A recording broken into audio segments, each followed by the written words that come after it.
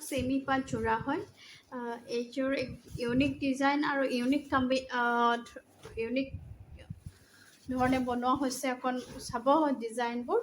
আঁচলটো চাব এনেকুৱাকৈ লতা ডিজাইনত আছে ইয়াতে গুণা গল্ডেন গুণা আৰু চিলভাৰ গুণাৰ দুটা গুণা ইউজ কৰা হৈছে মাজত